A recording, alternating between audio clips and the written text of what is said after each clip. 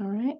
Welcome everybody to May WSU Extension Master Gardener Program Coordinator meeting. And as I was saying, we have a very full agenda today with a couple of what I will call hot topics. But I have some one big announcement that I want to make about the Urban and Community Tree Stewards Program.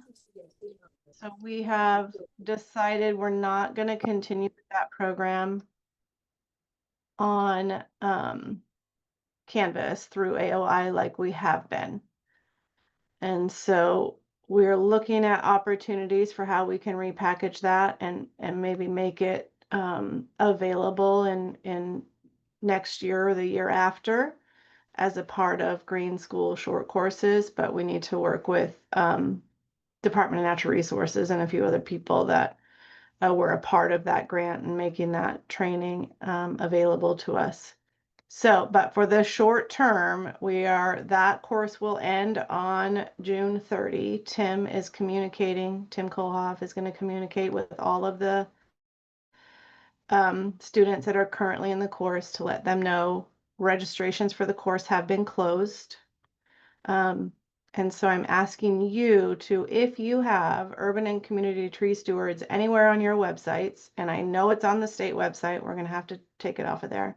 Please remove it so we don't confuse our peeps. And we will keep you updated as we know more about how that course will become available again. Any questions about that? Jennifer, can I add one thing? Please do. So there are a lot of master gardeners who take that course, and if any of you as coordinators get questions from your volunteers about, well, what am I going to do now? Please direct them to me, and I'll work with them, and we'll figure something out. The online part of the training will close June 30th. There's a face-to-face training requirement, and I can do that without Canvas. And so if you have people who are taking the class, tell them to contact me. I'll put my email in the chat and we'll figure something out. Thank you, Tim. All right, so we will just head right on in then to our infrastructure updates, starting with GivePulse.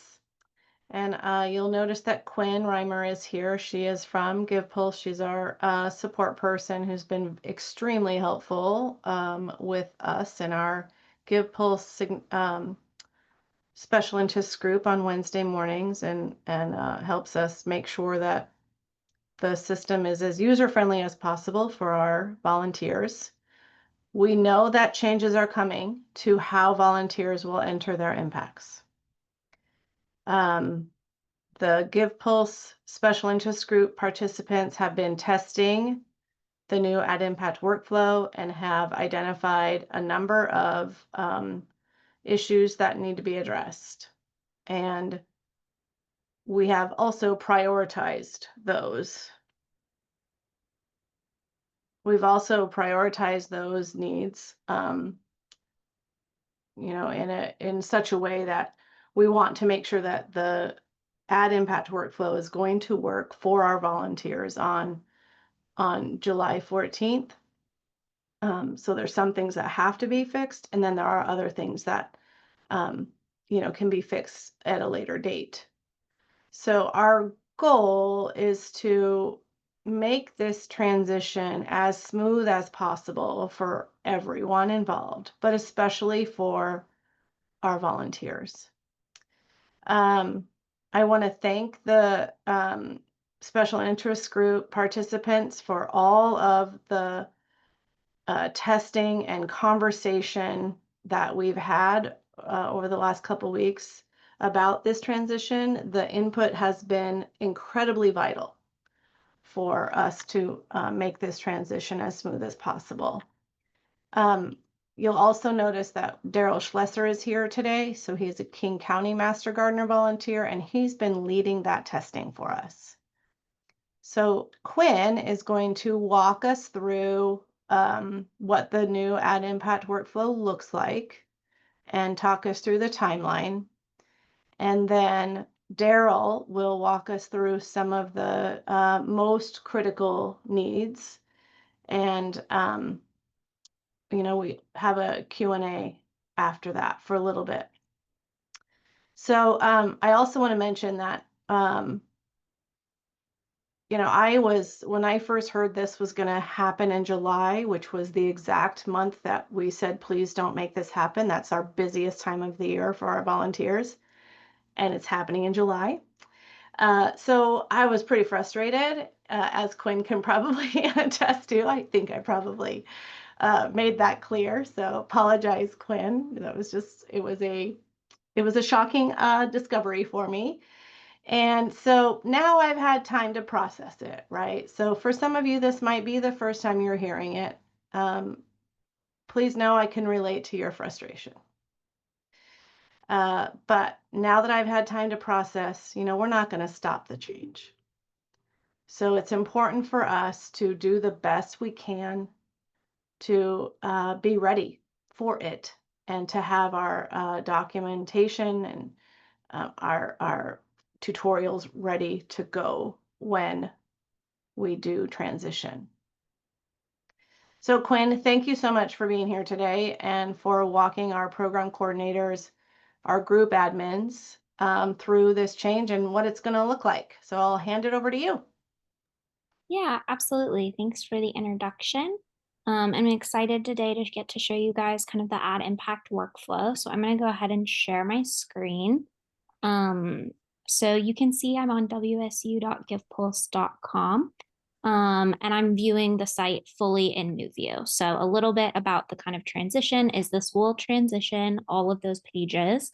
The kind of event pages and group pages you might have already switched into new view and seen, because those have been available for, a couple years at this point, right? While we work through the other more kind of rigorous pages that required updating, such as, right, that biggest one being the ad impact workflow.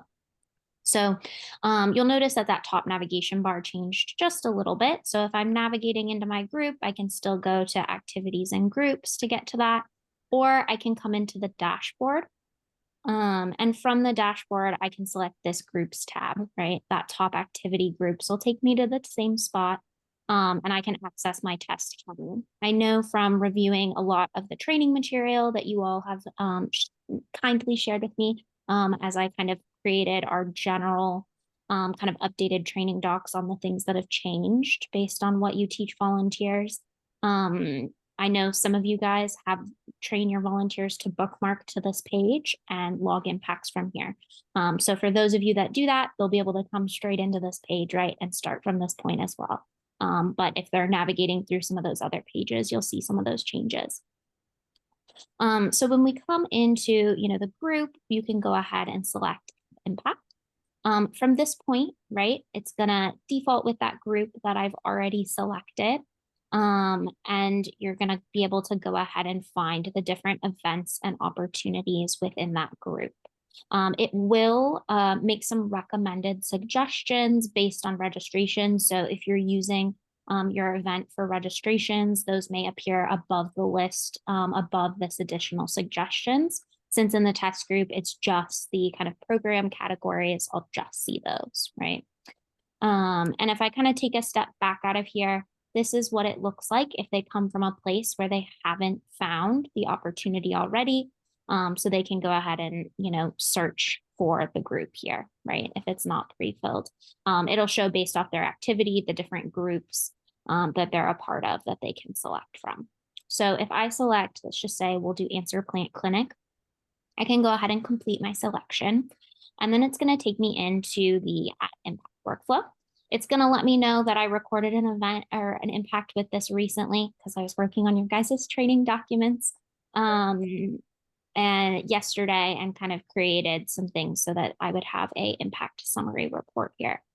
So they'll see that notification. This is very similar to what the existing site does. And then they'll be able to put in that impact type and measurement. So this date range has changed a little bit so far and may change to be more type into 2 options for accessibility reasons. We've been doing some screen reader testing where this being together is a little, you know, troublesome for some screen readers. So these 2 might be separated back out. But for right now, it's just like any other date range field that you're probably familiar with from reporting, where if you want to select a single day, you double click on that day or select, you know, the time period. I know from most of your trainings, right, that you have them only do those single day. So they'll just have to double click on that and select OK. Then in the from and the to, you can type in any option that you want or pull up by clicking on that little clock icon, the impact that you would like to make something to. So let's say that I did something from, okay, good, this has already happened, something from 12 to 2. I can go ahead and select OK. The system is going to automatically calculate those hour times. I know that some of the kind of performance issues on the calculation of those hour times were an experience that you guys had on Classic. So it was kind of one of our goals that, you know, when you update here, it updates down there without selecting into the new thing. So you should see that represented. We also found that a lot of our users had trouble with the kind of decimal points of hours, since our hour is base 60, not base 100. So you can change this to see it in an hours and minutes format as well, so that it's just a little bit more easy to understand for those kind of time periods that aren't on the hour or on the half hour. So as we go into the kind of next option, this is when it'll ask any of those requested information that you guys have. So these are all of your impact questions for those counties that are doing, you know, drop downs where they're selecting, you know, the specific categories that you've outlined within those that are required. This is where you'll see those fields. It's also where you'll see your statewide program priorities that you can select, and any other kind of impact questions that you've customized to your form and event. And then you'll be able to go ahead and next. You'll notice that we broke in the impact field into multiple pages instead of being that one long kind of drop down form. The reason for that was this allows us to have that better experience when changes are made on the impact. So for example, when you guys move an impact and it still has all the old custom field questions, you have to save it and go back in and edit. This kind of format helps alleviate those kinds of problems. So it kind of got broken down into those steps, right? Of the place of the impact, the details, the requested information, and then the about your experience. So in the about your experience, this will be really familiar, right? That review, reflection, and feedback, personal notes, and then the privacy of the impact, where in this case, y'all are in private groups. So it'll be grayed out like this just for you all. And then from there, I can go ahead and select add impact. When I add my impact, I'm going to be taken into the impact confirmation page, which is fairly similar. One of the changes you'll notice is that instead of having those kind of edit and update actions in the right-hand corner of the kind of impact sheet, it is right below in kind of the center, where you see the kind of hours and the user icon of the individual. So within those actions, you can do the editing, deleting, and moving within those kind of actions when you create the impact. But otherwise, the information displayed here is basically the same as kind of that information that you see on the Classic. The other thing that you guys had, right, was that how to submit that next impact kind of flow for your volunteers who are adding, you know, 5 or 10 impacts from the week all at one time to different events. So you'll see that we do have this blue box right here where I have impact submitted, add additional impacts. I can go ahead and click on that. By default, it's going to pre-fill with the group and event of the group or event that I was adding an impact to, but I can make changes to this within this search and select. So let's say I didn't want to make an impact to answer plant clinic. I wanted to do my continuing education hours next. I can change that selection, complete selection, and it'll take me back into that add impact workflow to create that impact as well. So that's basically how it will work. One other thing I did quickly want to cover is just how they can get to their impacts. because I did see that that was something covered in a lot of your training materials. So just like in your kind of dashboard, you can go back into this dashboard, kind of the one to stop shop now. We've done a lot of improvements in this page so that this is actually usable in comparison to kind of our classic view, dashboard. So under that impacts tab, they'll be able to see the list of all of their impacts and the status of those impacts, whether they're pending or verified. This is also where they can update or click the record to view the impact, just generally if they don't want to make any updates. This is also where they can pull that impact summary. So if they click that impact summary, they can open up that drop down, filter by date, and pull that report. So those are all the big things that have changed, and some of those things that I've gone over in the kind of basic kind of how-to document that I sent over to Jennifer that you guys can kind of use as a foundation if you would like for updating your training documents or for generating any kind of new how-tos. But yeah, happy to answer any questions, and I'll pass it over to, I believe, Daryl, who was going to talk through some of your known concerns or kind of things as you guys go in and test it. I'm also going to send links on how the instructions of how you guys can access the ad impact workflow and how you can access New View in general so that you can change it to just your account settings so that you're able to play in the New View. As you know, if you take any screenshots of your group or updating anything. So these two instruction sheets will give you information on how to access all of these pages without making it so that your volunteers have access to those pages quite yet. And the last thing I was supposed to cover is the timeline on this. So those two links that I sent will also outline kind of the timing of this transition. So on June 1st, we will be putting up a site-wide banner that's notifying our users of the change so that they're all aware that this is happening, which will link them out to further resources like the ones I just shared with you there about the differences between the classic ad impact workflow and the New View ad impact workflow. And then the transition will happen in like Jennifer said, July. Our initial date was July 10th, which is a Thursday.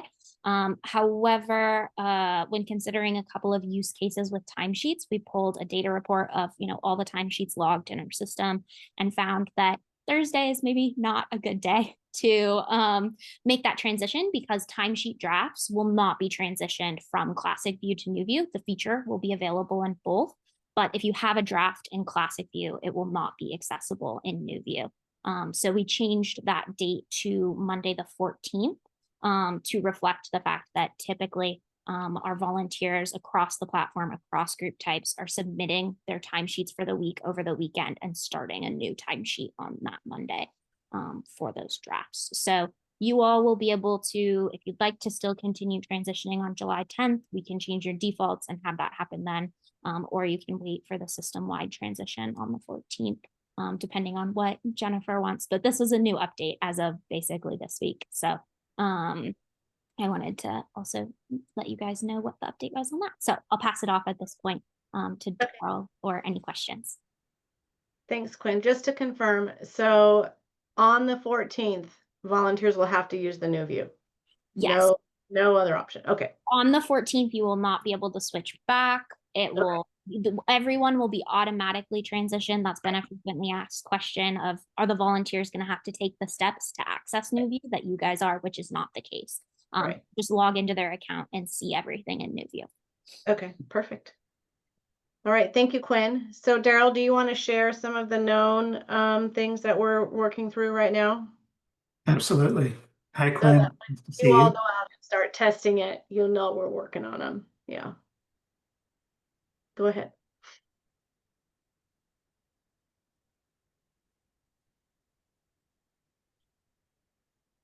So Quinn, as Jennifer mentioned, we've done some prioritization.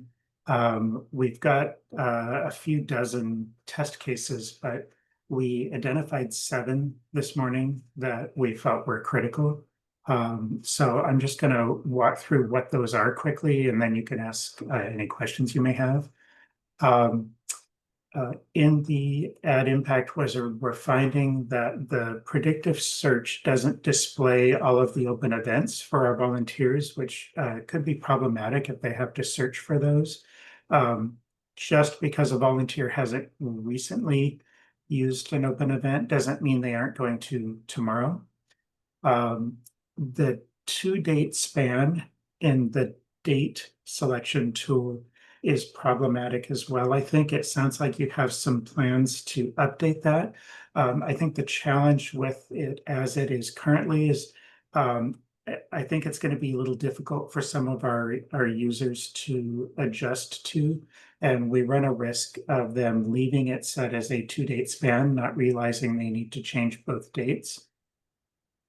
And if that happens, then we're seeing some issues with the start time and end time as well. For example, if it's left as a 2-date span, we're having difficulty setting anything other than a 24-hour impact. Yep.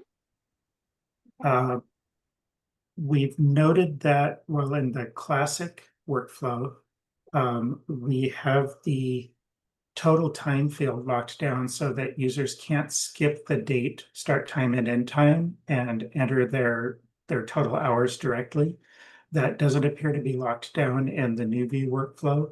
That would not satisfy our state requirements for Washington State Department of Labor and Industries, so we're hoping that can be locked down for us.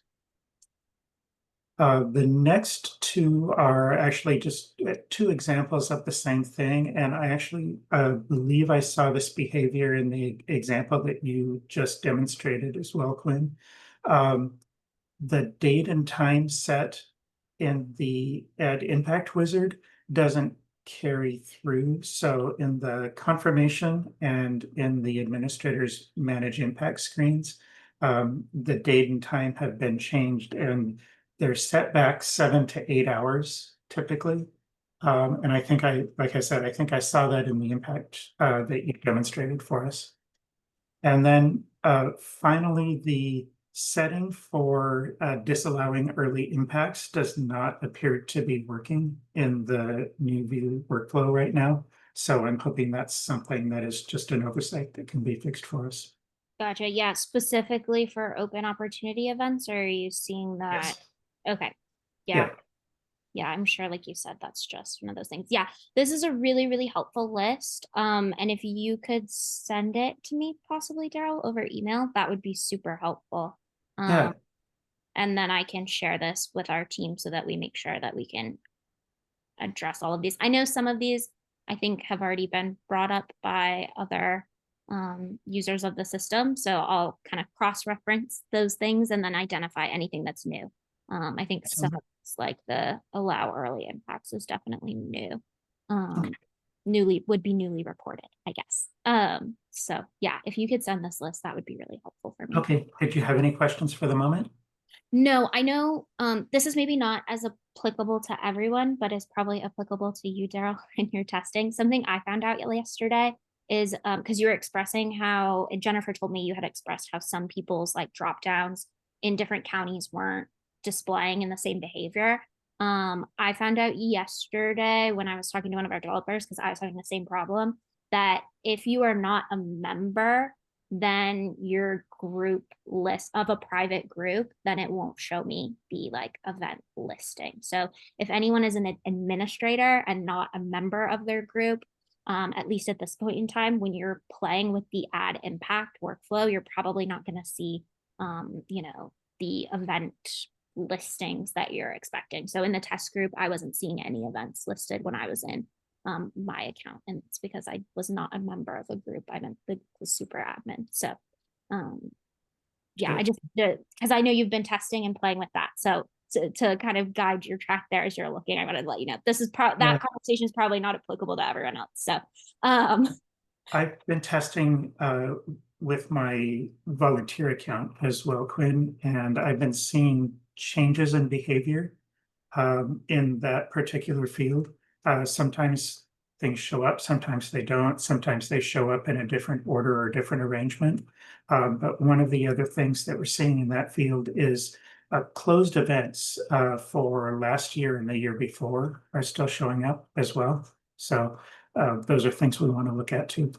Yeah, definitely. Yeah, if you could send me that list over, that's super, super helpful for me to kind of bring to the team. And I appreciate, again, I want to echo Jennifer on all the effort that kind of that volunteer coordinator group has done in making sure that the system will work for you. Because it's sometimes hard to test effectively always when you're not in it. We'll do tests, but when you're not in a very specific use case, sometimes, you know, we all have our blind spots, right? So we do really, really appreciate the time and effort that you all put in and appreciate your partnership in this transition. And I'm here to help as much as I can. So, All right. Thanks, Quinn. We will get that spreadsheet over to you by the end of the week, if not sooner. And I mean, we could probably do 1 or 2 questions, but I just really wanted to spend some time showing you what's coming. And to give you hopefully some relief in that we're working on it. And we will have some tools, and we're doing the best we can for you.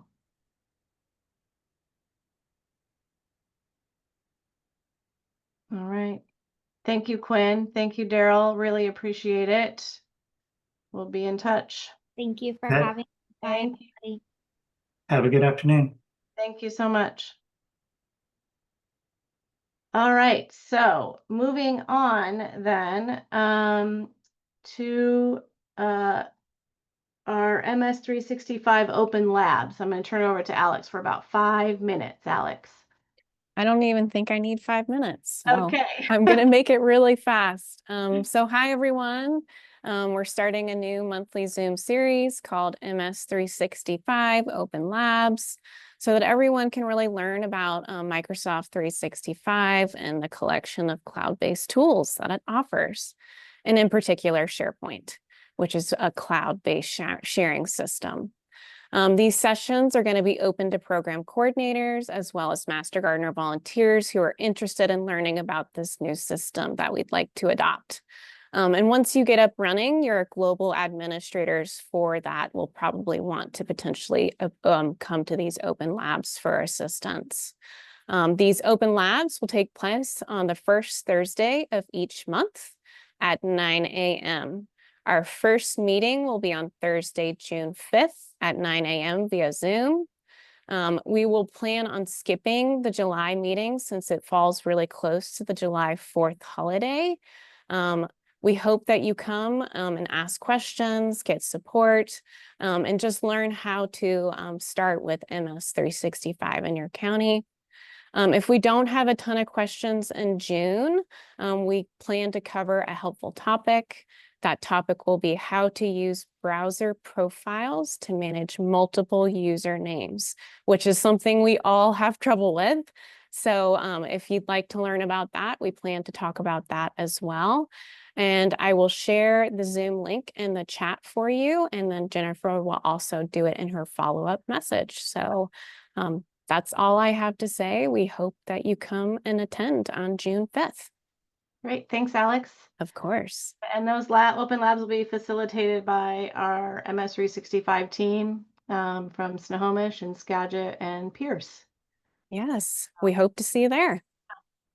I also want to mention that some of you may have received from Microsoft a change to their grant that we have through the foundations, which is eliminating their free premium. So that doesn't really affect us much.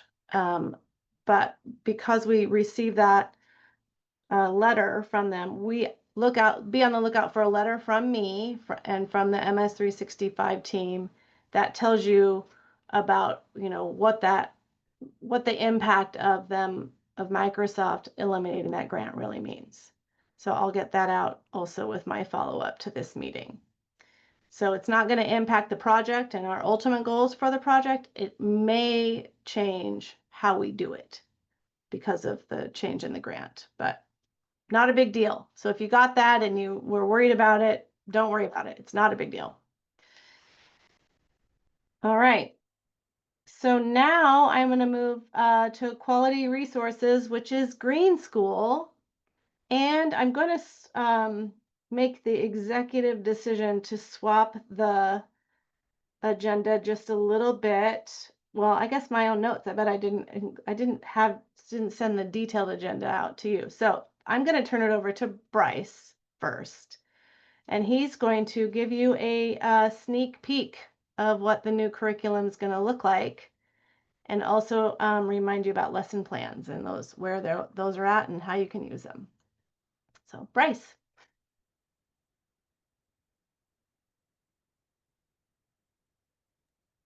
Okay, hi everybody. So I've been head down just in production mode, cranking out units of the curriculum. And so I wanted to show you what they're going to look like. I know I did something pretty similar to this a few months ago, but I just wanted to show you what they look like and then, invite you to ask me questions later if you want to. Because I should be able to, like if you're unsure, like how to describe it to people, I might be able to help you with that.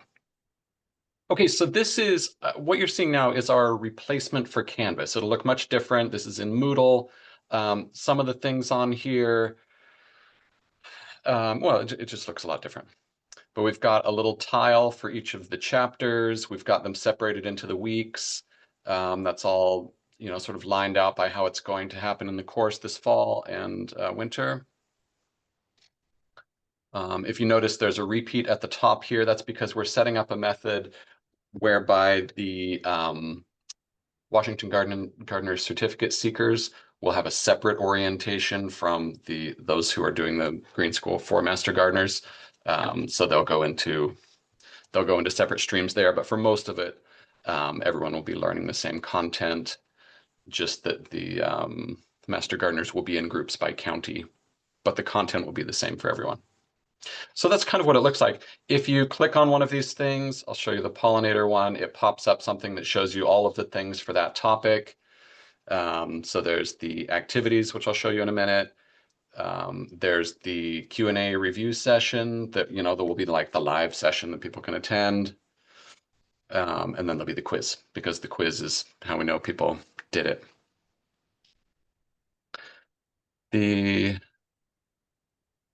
I guess I'll just show you the quiz quickly since I have this here. So this is what the quizzes look like now. So there's multiple choice questions, multiple answer questions. Those are the only question types. So it's the same as before. And those quizzes, again, were totally revamped previously. So these are the new quiz questions. And people can go through and click on them. And the way we have it set up right now, actually, we're not sure if we're going to stick with this, but people can check if they got it correct, and they'll get feedback, and then they can click a button to try it again, which might be helpful for alleviating anxiety for quiz taking. So that's the quizzes, still same format, quiz for every chapter. And then, okay, so here's the main thing that I've been working on. And this is, I think this helps answers the question like, well, gosh, if we have our training manual, our textbook that we've developed and we put so much time and effort into, and we're just going to offer that to everyone, then what are we really, offering as our Master Gardener training in Green School? And I would just say, first of all, for Master Gardener training, your local training, that's you and your local training. That's what you're doing in person. But for the online portion, what we're offering is these units. So there's one of these for every chapter. And we're in the preview mode here, so I can show it to you. I just think it's kind of neat. Like it also shows up really good on mobile. So I just kind of wanted to show that off. You'll notice that the last 4 items in this list are like light gray. That's because you can't get to them until you do the ones previous to it. So it makes people go through in order. I'm going to go back to this normal view here. Okay. And Jennifer didn't tell me how long I have, but I'm going to keep moving along. Yeah. How much longer, how soon do you want me to stop, Jennifer? Because I could talk about this all day. 10 minutes. Woo. All right. Okay. I want people to really see what's happening here. Yeah. Okay, great. Okay, so each of these starts with the learning outcomes. And the reason that's important, and I want to point it out, is because I've made a real effort to align what they learn here with what they're going to be asked in their quiz and final exam questions on this topic, and with what the book says on the topic. So it's like this triangle, this alignment between those three things. So it's very tight. So this is not like a recreation of everything that's said in the book. And it doesn't show any of the exam or quiz questions, but it helps prepare people directly for those quizzes and exams. So people can go through, they can see what the outcomes are. They can check them off themselves if they want to. On the next page, they get shown the textbook chapter. So it's in a PDF form right now. So they'll have the whole chapter here. They can read it on screen. It's not great to read a PDF on screen, but it is here for them. There's actually a little button in the top corner too where you can pop it out and have it be a separate window. So if you have another screen, you can move it over and read that while you're doing this. And then we've been having people make PowerPoint overviews of each chapter. And so if somebody just wanted to listen to someone describe, or, often it's the author of the chapter, sometimes it's another expert in the university system, just go through each part of the chapter with them, often with new images and descriptions and stuff. They can do that. There's a version here that they could download that's just the PowerPoint, which will help us meet our accessibility requirements so that it has the full transcript in there. Okay, so that's like the content. That's the content that people would refer to. And then as they continue on, they go into these units. So we had a question a while back, like, oh, well, what about the crosswords? Like, are we going to be sure that the crosswords are in there? This system that I'm using to build these is not the same as the one that built the previous course. And so crosswords are not something that's part of that. But there are other cool things. There are things like labeled diagrams where you can have little pop-ups that describe different parts of the diagram. There are accordions, so you can open them up and get more detail about something. There are these process things which show things as sort of like step 1, step 2, and it slides to the side. So this is pollination. First you start with the flower, and then it gets carried by the bee, and then the fruit starts to develop, and then eventually the seeds develop, with a little description under each one. So there is a question at the end. So this is like practice for the quiz, right? There's a question at the end of each page. They're called a lesson, at the end of each lesson. And so it's not any of our quiz questions, but it's a new question based on that. So very similar questions, but just helps them practice these types of questions, the level of detail that people will be expected to know. And it's very forgiving, so you can choose something, click submit, and it'll tell you if you're wrong. It'll give you feedback, and it'll give you the chance to take it again. And you'll notice there's no there's not a way to proceed to the next lesson until you get the right answer. So so let's click on the right answer here. So once you do that, you scroll down, and then there's a little continue button, so you can go on to the next lesson. So this is just, this is more information on a new topic here. There are little flip cards that you can flip over. There are tabs, sort of a tab arrangement there.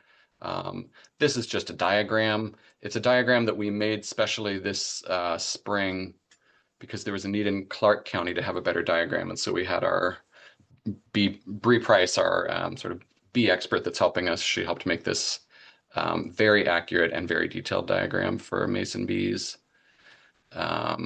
She also was part of making a video. So this is where we're installing videos that people contribute for each chapter. We're asking people to contribute video clips. And so we've got several of those. So this is just an example. I'll just forward through it. But, I'm not going to show you the video, but you get the idea. So the video just appears here in context. And then at the end of the lesson, there's another question. I'm just going to do the correct answer this time so we can move on. Get the continue button. And then you get the next lesson. For most of the, I'm trying to imagine as a learner, if I wanted to just skip through this really fast, you certainly could. Like you could just scroll onto each lesson, scroll to the bottom. Oh, this is a sorting exercise. It'll help you sort cards. And you could just go to the question at the bottom and answer the question. So you could totally do that, but it does still require people to answer a question at the end of each lesson before they can get on to the end. And what we will see, me and then each of you as coordinators for your group, your training group, is you will see if people have completed these. So there won't be any like how many attempts did they take on their quiz or anything like, I mean, on these questions, these knowledge check questions, it'll just be, did they complete it? So then you can know that by completing it, that means that they at least scrolled to the bottom of each lesson and answered a knowledge check question. It's good to know.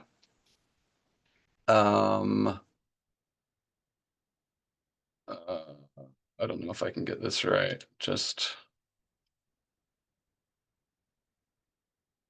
Okay, good. Just wanted to show you this last one. Getting tight on time, Jennifer? Sorry, go ahead and show them. Go ahead, show them the last one. Okay, and then I'll talk about lesson plans just for a second. Okay. Oh, this is a fun one. This is scenarios. So you can put, and we can develop these more as we go along, but you can put some sort of a scenario where people have to answer questions about it. So it tells you what's going on. You have this person talking, you have to choose an option, and then they'll tell you if you're right, or they might make you try it again. Or they might indicate that you've got that one, you're on the wrong track. So all sorts of different things about how these work.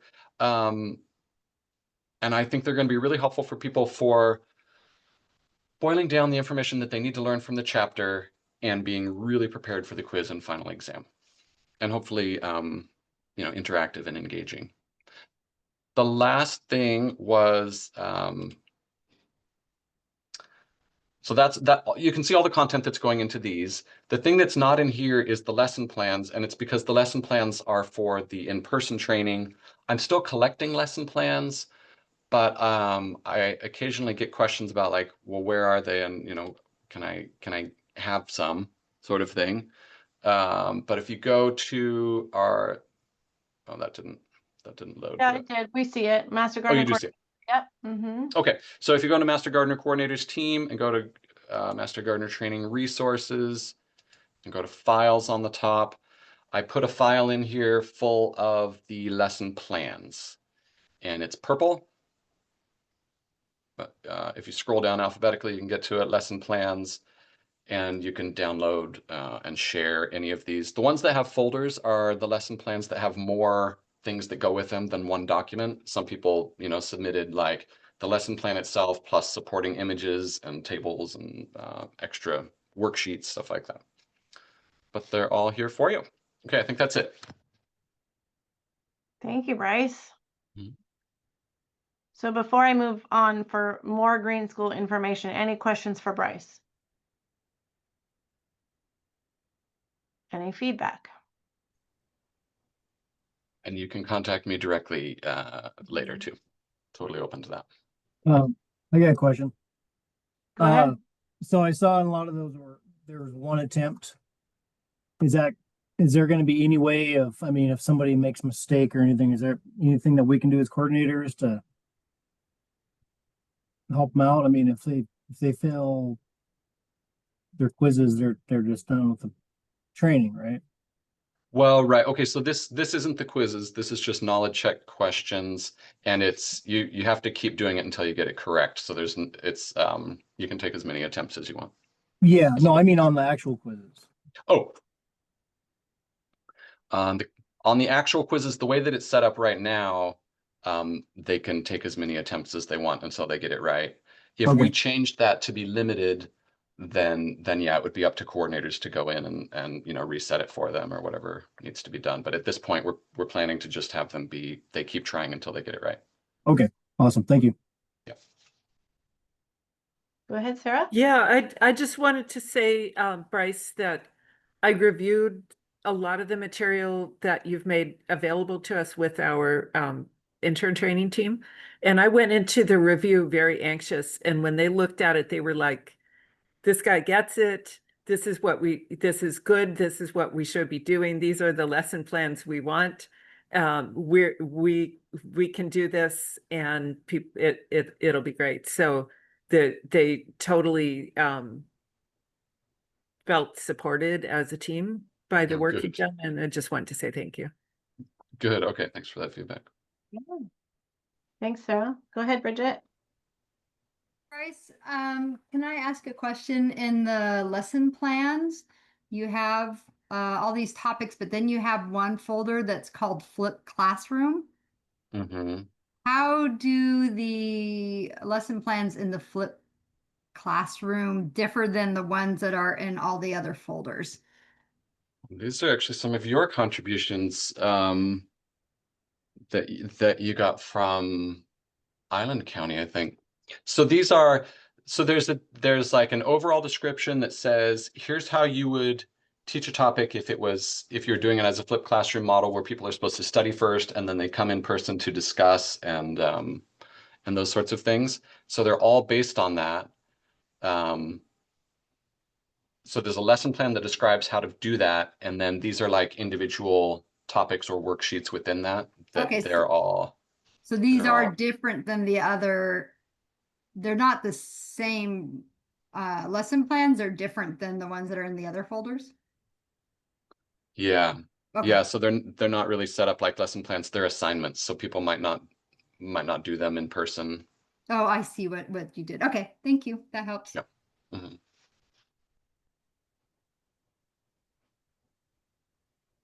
Okay. So thank you, Bryce. This is hugely helpful.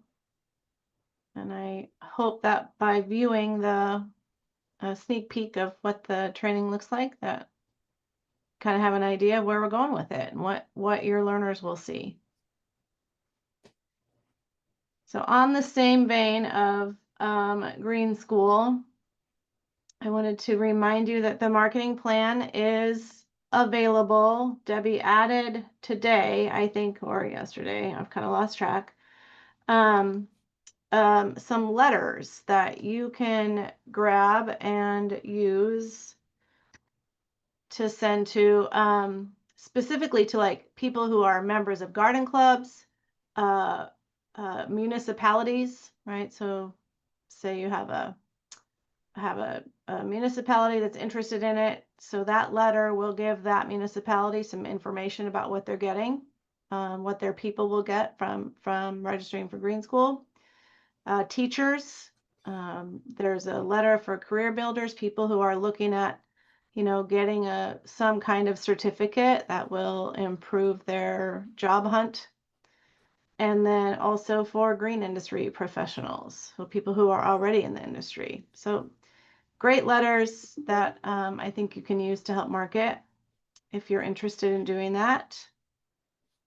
And I also want to, when you're marketing, we've really separated out the two audiences. So there's the Master Gardener audience and there's the Washington Gardener Certificate learner audience. And I will encourage you to, even if you are not doing Master Gardener training this year, to market the Washington Gardener Certificate track learners. You, as the local program coordinator, will not be responsible for those Washington Gardener Certificate track learners. Those people will be the responsibility of Bryce and me. So don't worry about, if you're not training, that's okay, but please still market it to the Washington Gardener Certificate track learners. That marketing and the registrations that come into Washington Green School from your county will generate revenue for your county. And the more Washington Certificate track learners we have, the higher the return will be for your county into your workshop accounts. So I want to repeat it again because I keep getting this question. as local program coordinators, you will not have the responsibility for the Washington Certificate Track learners. The Washington Certificate Track learners will be the responsibility of Bryce and me. So don't be afraid, market it, get it out there, get people from your county to register. I need to make sure that all counties have workshop accounts because the revenue will be transferred into your local workshop account. So if you know you don't have one and you want to let me know, that'd be great. I know Grays Harbor Pacific already let me know. But I'm starting to do a compare and contrast. But if you know you don't have one, please let me know. But we'll get those up and running for everybody.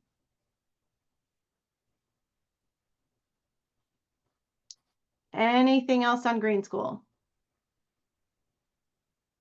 I have a question about the rubric for competency. Is that available yet? Yeah, it is. It's not really a rubric though. Would you call it a rubric, Bryce? Or criteria? There, it's on our Teams page, isn't it?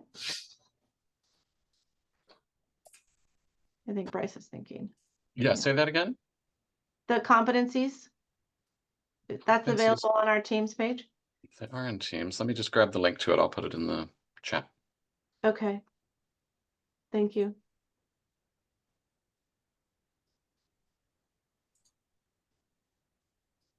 All right. Anything else?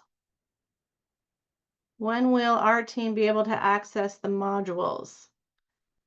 So the working document has the timeline in it.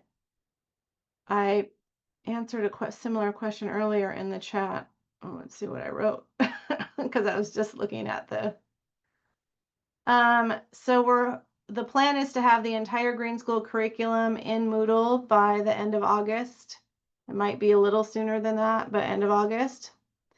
And then we'll do a Moodle training for you in early September. Right now we could put you in there, but there's no point because there's nothing in there.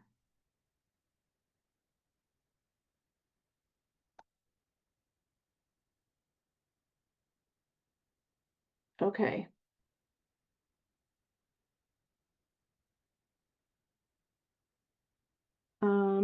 Last few minutes here, I want to let you know that the 2024 annual report is published. Oh, go ahead, Caitlin.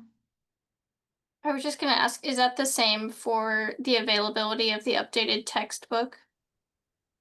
That might be available sooner.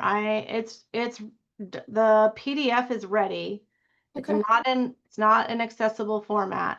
The PDF is ready. It will get uploaded into the pub store in the archive place. Okay. And it will be available for free. So master gardeners can get it. Once it's up there, I will let you know, and we'll be able to communicate that out to the volunteers that they can go get it. Okay, thank you. Mm-hmm.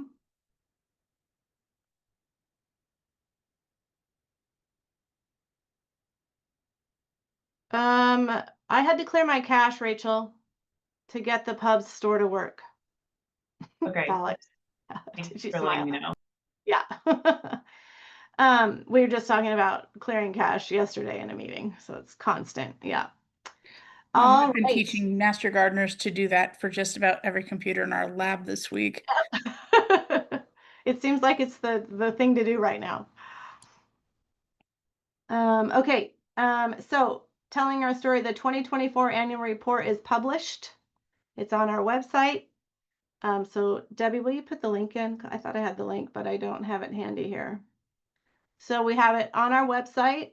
There's also a downloadable PDF that you can grab and print or use. And then Debbie had the bright idea of putting it all into a PowerPoint presentation. So she did that, and that's also posted.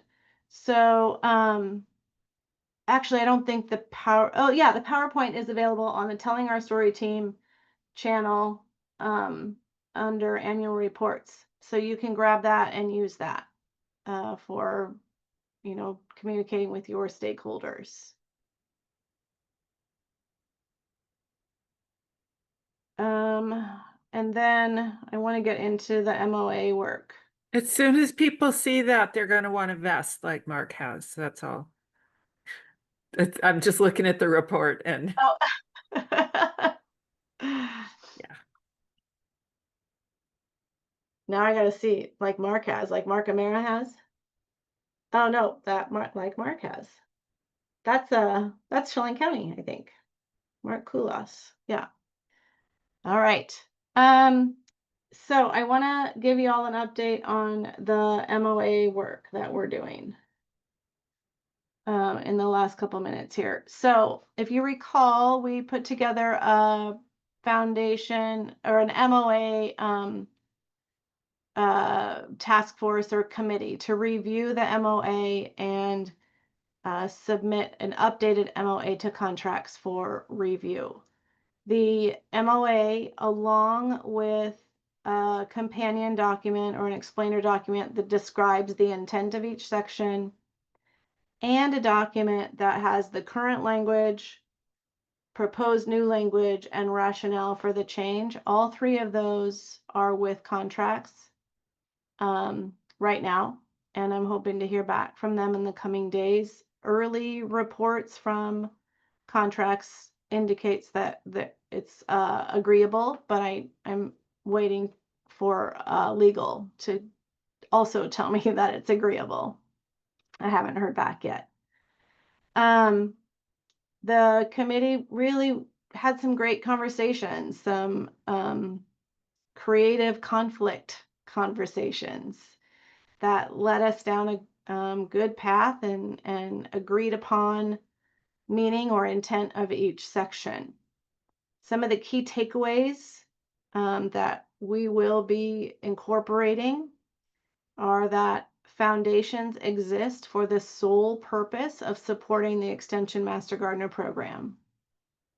That means grants to outside entities or individuals will no longer be allowed. Second, there are not two groups of volunteers. There were some counties who felt like there were two groups of volunteers, and volunteers would use, WSU Extension Master Gardener volunteers would use the auspices of the foundation to say, well, I'm not a WSU Master Gardener right now, I'm a foundation volunteer, and I don't have to follow WSU policies, but I'm still going to work on this WSU project. So we've changed the language there to clarify that there are not two groups of volunteers. Volunteers always have their WSU Extension Master Gardener volunteer hat on, even when they're representing the foundation. They cannot take their WSU Master Gardener hat off. They can take off their foundation hat. And then finally, we work in a very matrixed organization, right? We have a structure that where we report to multiple people and multiple entities. Maybe not directly report, but we work together. We're partners, we're collaborators. And so, and we each have our own lanes of operation, our own roles. And they're distinct responsibilities, but they're shared because we need to be making decisions together. I have my notes over here, so that's why I'm looking sideways. Sorry, folks. So if you think about it, a decision made by WSU to take on a project, particularly if it costs money, impacts the foundation. So it's very important for us as program coordinators to work very closely with our foundation leaders before making decisions on projects. And vice versa. If a foundation makes a decision to go after a grant or build a greenhouse or what have you, and WSU isn't involved, that impacts WSU because the foundation is using WSU Master Gardener volunteers to do the work. And sometimes grants require that WSU faculty and staff go do the work, deliver on the, the grant. And so we have to be working together and making decisions together. Our goals need to be aligned. And as the work continues on this path, program foundation relations, and as foundations work to renew their MOAs, some foundations will likely need to update their articles of incorporation and bylaws. WSU in the renewal process will review articles of incorporation, potentially policies and procedures for certain language, like sole purpose, like voting members must be WSU Extension Master Gardener volunteers in good standing. So these are all things that came out of the MOA committee. I'm very pleased with the progress we're making. And I think it's really going to help us all align and work toward that cohesive statewide program. I appreciate the work of the county coordinators that were on that committee and the foundation presidents that were on that committee. There will be a letter coming out soon to program coordinators, county directors, and foundation presidents outlining all of this. I'm just waiting for legal to tell me I can send it.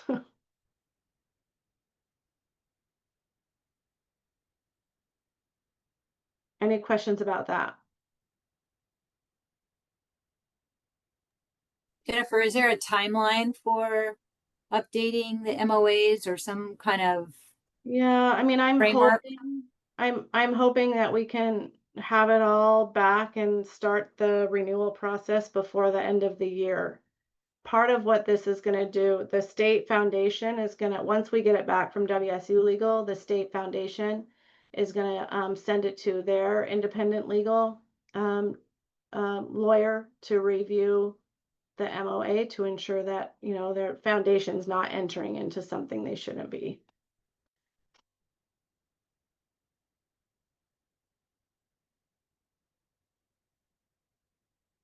Sorry, my doors are open right now. I've got bugs coming in. Mary, yes, foundation bylaws in addition to articles of incorporation will be reviewed, possibly updated.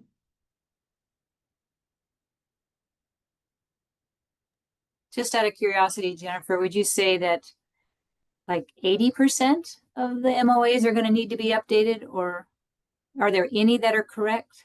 I haven't looked at them to be able to give that kind of percentage. I suspect it's going to be closer to 90%. Okay. Yeah. We won't feel alone. No. I mean, it's been years since this work has been done.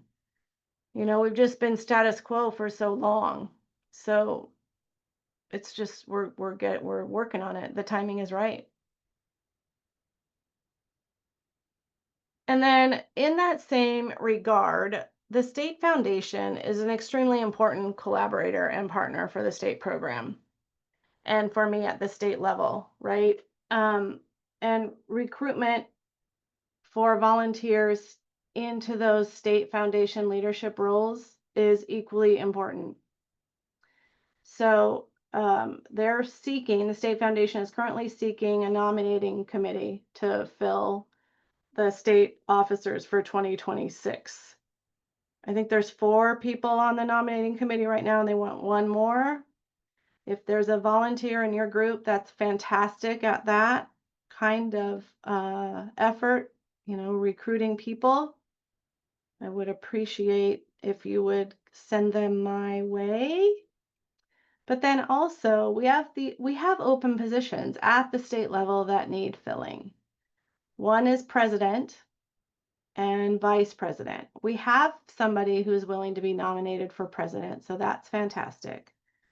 And then vice president, we need a vice president, a development director, We need somebody to come in and co-chair awards. And we need a couple volunteers who are interested in being AEC directors. So I'm thinking about, like, from when I was in the county, I'm like, well, geez, I'm not going to recruit volunteers from the local county to serve at the state level, right? I need these volunteers in the county. And so I was trying to think about, okay, how can I do this? Like, what's the carrot here? And I don't know if I have a carrot. At the state foundation meeting, Tana had Mike Peranto and Joyce Frazier kind of talk about their experiences at the state level and how much it's broadened their horizons of the Master Gardener program and has helped them realize that we are stronger together. If we, work together, we can be better together. So if you have somebody that is in your county and you're not sure, they're looking for something more to do, they're looking to grow and develop themselves, please consider telling them about these opportunities. They can contact me, or they can contact Kathy Lamoureux, who is Spokane County Master Gardener, but current VP, and who will accept the nomination of president. And Aaron put in president VP are 3 years. So they start in the VP, go to the president, and then their immediate pass for a year.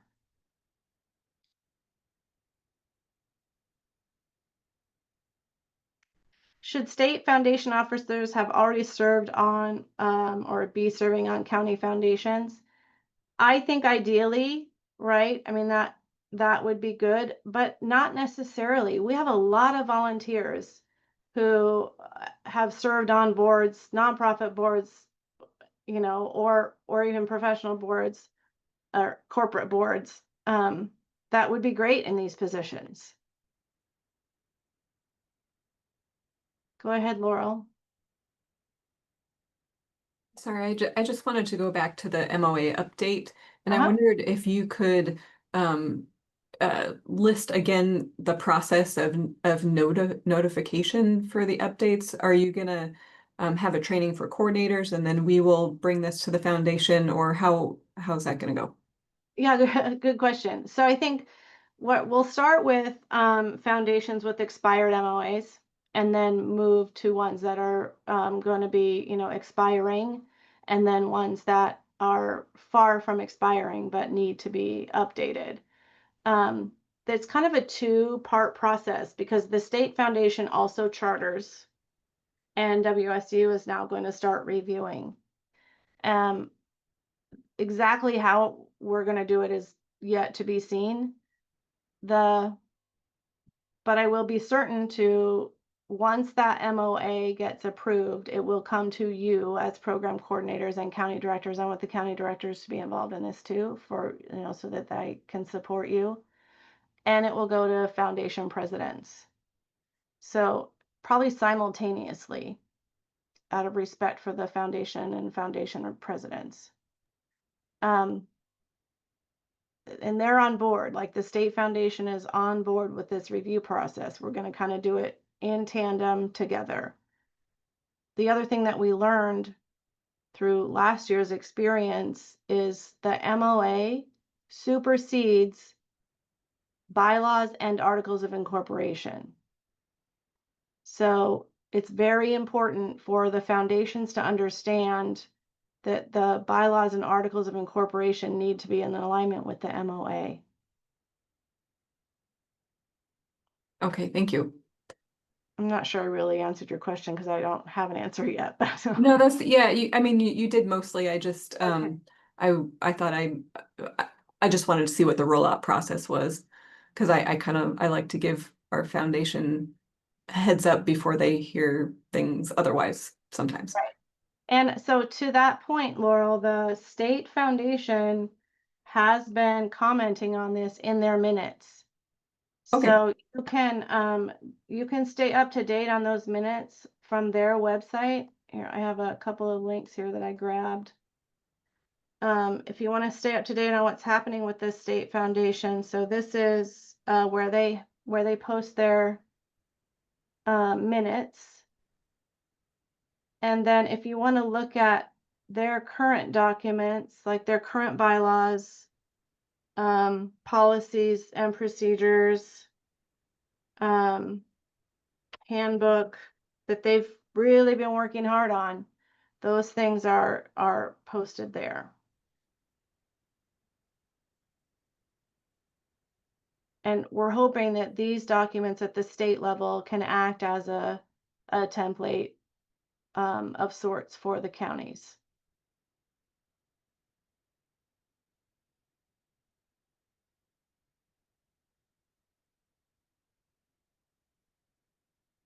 Okay, anything else on program foundation?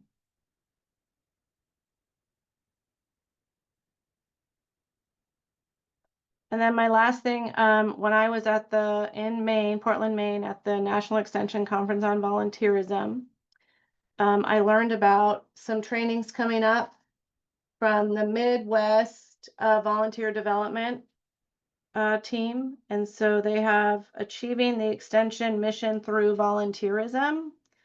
One of them is Creating Connections Leading to Volunteer Retention. And the other one is Identifying When and How to Have Challenging Conversations with Volunteers. So I'll go ahead and put the links out to these two trainings too. They're series and they do cost a little bit of money. One starts in February 2026 and the other one in April of 2026. So plenty of time to train. They're all virtual. And I would encourage you to, if you can, take some time out of your calendar to attend these. That was the professional development update. And I know Jana has a lot going on too. Anything else for the good of the group? Next meeting is June 25th. Go ahead, Bridget. I had to jump off just for a second, but speaking of Jana, we're going to talk some more about the EP 14 training? She Thursday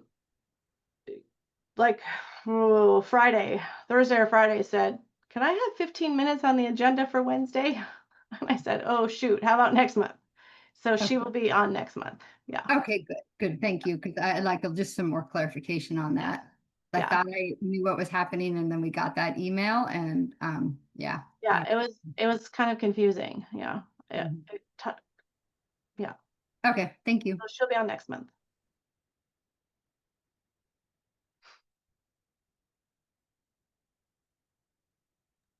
I'm glad you brought that up, Bridget. So Jennifer, I talked about that at our board meeting. I mean, the due date is 2 days, right? Or June 1st, whenever that is. So what are we gonna do? Because we didn't get that clarification. I mean, I told the people that I know for a fact have direct contact with youth that you have to do this, and they did it, or at least most of them did. Yeah. So, and they're gonna get a letter. Everybody else is gonna get a letter, right? If they haven't taken this training. So Jennifer, Jason, I don't have answers. I'm sorry. This Okay. is I'm as confused as you are. And Okay. Janet's been out of the office. And so there is on the All Extension team, there is a folder on the All Extension team that you can go into to learn more about, what we're supposed to be doing. But even when I was in there this morning, I couldn't quite figure out what we were supposed to be doing. Okay. Well, I don't mean to hold you to the fire, but I mean, are you going to back us up if we have to back up our volunteers if we don't get that clarification? Because I have people that just. I mean, the communication is incredibly important. And if it's not clear to us on what we are supposed to do, and we've done our best to do what we're supposed to do, yes, then I will, we'll rally together and we'll protect the volunteers from being dismissed. With the caveat that we know we're supposed to be moving forward and we'll get this done in a timely manner. Okay. Thank you. Yeah. There was a reply that Jana sent about coordinators needing to provide a list to her of people that she was then going to contact. So if you don't provide a list to her, my understanding is volunteers won't be contacted. Okay, thank you, Laurel. But we still need clarification though, as far as who needs to take it. That's the problem. And I'm sure she'll get back to us. It's just Yes. not by the 1st. Right. I know she's busy. She has a lot going on, but I can't move forward with, hey, everybody, you were told, June 1st. So, anyways. Yeah, it's my understanding that not all master gardeners have to take it. It's master gardeners who have direct access to youth. And not just, I read the guidance today, again, just to be clear, and it's not, if there's some information about, if it's on WSU property, if it's a school and there is school, teachers that are managing the students are not alone with the students, they don't need to have it. And I would like clarification that that's true, because that's the situation for all of our volunteers, is that we are supporters of the school event and there are always school teachers. Right. So yeah, I was a little thrown, and I'd heard her say once that was okay, but then her email really did concern me, because I'm operating on that. Right. In the guidance. We had a coordinator call where and it's recorded. I could find it and send the link out. It's on YouTube. You guys can find it. Where I remember her saying that. I mean, that was the guidance, that as long as we were not the ones that were directly responsible, which we never are in the Master Gardener program, right? On very rare occasions, I suppose we might be, but that we did not have to take the training.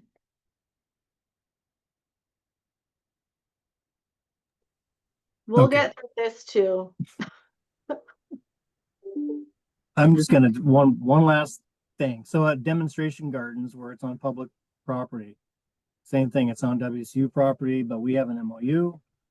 So if there's a children's tour or something like that at one of our demo gardens, for the master gardeners to lead a tour, that's direct access to you. So every single master gardener in that demo garden who's going to be there, right? Or does it just... Yes. Yeah. Okay. But my understanding though, Jason, was that it was people who had continued access to youth, not events. Okay. Yep. Yeah, so it's obviously the guidance is not clear. Yeah.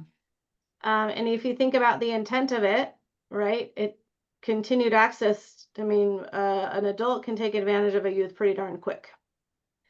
And so the continued access doesn't resonate with me for safety reasons. But if that's what it is, right, we have to follow the policy. Right. At the time that I heard that, Jennifer, it was a clarification that was primarily school programs, that type thing. So. Right. Go ahead, Harmony. Thank you. Just clarify, just to kind of piggyback off this conversation, the way we don't have like a junior master gardener program. We're not, as master gardeners, accepting registrations from youth and facilitating a complete program aimed just at children and youth. And just to echo what Bridget was saying, we're always supporting roles. We're always there with the 4-H team leader doing a garden project. We're always in the schools doing education with the second grade teacher right there. We're doing, a program where we're at the Boys and Girls Club, but we're with Boys and Girls Club staff. Right. So, yeah, in all of those cases, I'm not sure what the guidance is. There could be a case though, Harmony, where we are hosting a day camp and, in the garden, and we are the responsible adults for the children, right? That's a no-brainer. If the kids are registering for a day camp, week-long summer day camp or something, then we are the responsible adults and need to go through the entire process of that training. Yeah, I have a good example of it too, Harmony. We're doing native plant salvages with the Students for Sustainability at the high school. And we don't, I mean, the Students for Sustainability are their own club, and their advisor doesn't come to these events. So one of us has to be EP 14 trained for, that's an example where I have teenagers that we are responsible for because we created the event. Right. Even though Habitat for Humanity has, anyways, whatever, it's complicated, but that's a place where I could see that I have access to youth that without additional oversight. Right. Right. I think my biggest issue is that there's a deadline. If there wasn't a deadline, it'd be easy. I think Laurel's right though. Your volunteers are not going to receive a letter unless you give the names. Yeah. I remember reading that too. Okay. Jennifer, will this replace put the child first though? Like going forward in training, will we be able to just train everybody EP 14 and skip put the child first? They seem to be very similar in content when I look at the information there. I don't see why you would have both. Have both, yeah. That's a question for Jana too. She hasn't said anything to me about that. The only thing that I've heard her say is that the put the child first is, in the process of being updated, and it will include vulnerable adult training as well, which is required by state law. So that's something we're missing. It'd be nice to wrap this all into one comprehensive thing, because these off the side trainings are challenging. Right. And I do know that there's volunteer policy work happening above the extension level at WSU. So, and it includes some of this stuff. So. All right. Thank you.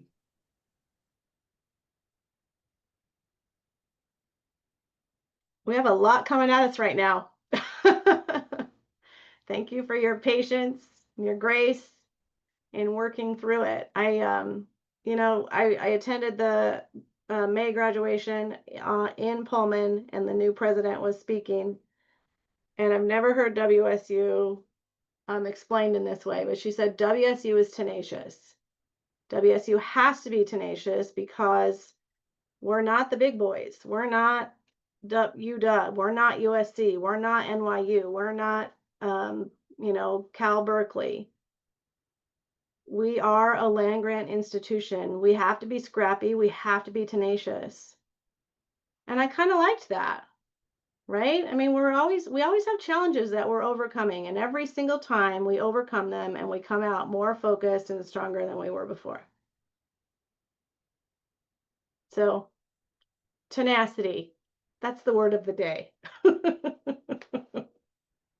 I'm trying to frame it positively, right? All right, anything else for the good of the group? Thank you all. We'll see you in June, and I'm sure I'll see you before. Take care. Thanks, Jennifer. Bye.